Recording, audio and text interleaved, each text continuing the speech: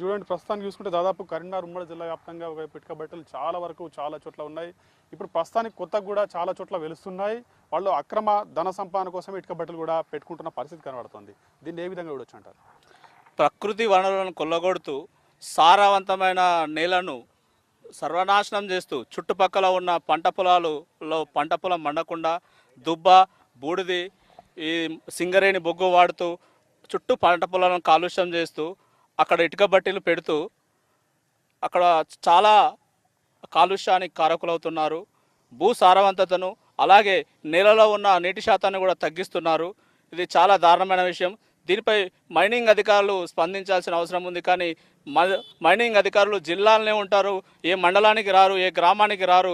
రైకల్ మండలంలో దాదాపు ప్రతి పల్లెటూరులో రెండు ఇటుక బట్టీలు వెలిసినాయి, ఇంకా వెలుస్తున్నాయి.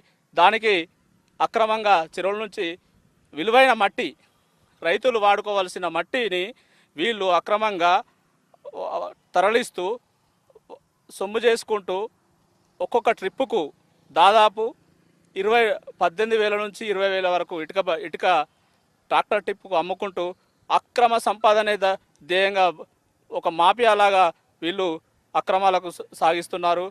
ముఖ్యంగా అక్కడ పని చేసే కార్మికుల పరిస్థితి దీనంగా ఉంటుంది.